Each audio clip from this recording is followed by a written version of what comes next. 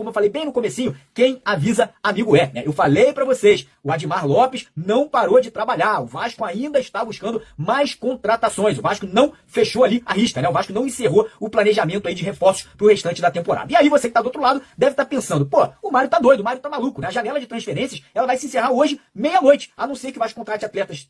Obviamente, né, nessas últimas horas que nós temos aí, né, nessa terça-feira, eu acho que não vai contratar mais ninguém. E aí que tá aí, né, o erro da galera. Porque a janela de transferências que se encerra hoje à noite é a janela internacional de transferências. Então a gente tá falando de contratações e vendas de jogadores para o futebol do exterior. Ou seja, vou dar um exemplo para vocês aqui. Vasco até sábado estava negociando a contratação do zagueiro Alan Saldívia, né, o zagueiro uruguaio que joga lá no Colo-Colo. Se o Vasco pretende e quer a contratação desse jogador, sim, o Vasco só terá até hoje meia-noite. O Vasco teria que correr, teoricamente, contra o relógio, né? O Vasco teria que hoje apresentar uma proposta, chegar a documentação desse jogador lá do Colo-Colo do Chile para que o Vasco inscrevesse o jogador na CBF e aí sim tudo tivesse sendo acertado hoje até meia-noite. Porém tem um detalhe que a galera está deixando passar despercebido, que é o seguinte: apesar da janela internacional se encerrar hoje, o Vasco ainda poderá, a partir de amanhã e por muito tempo esse ano, contratar jogadores que estão livres no mercado, ou seja, jogador que de repente terminou o contrato dele lá no futebol dos Emirados Árabes, no futebol europeu, nos Estados Unidos, aqui mesmo na região sul-americana. Então, ou seja, um jogador que está sem contrato com nenhum clube, problema nenhum, o Vasco pode ir lá e contratar esse jogador, o Vasco pode ir lá e trazer esse atleta para fechar com o Vasco e automaticamente está à disposição do Fernando Diniz. E tem mais um detalhe, tá? O Vasco também tem a possibilidade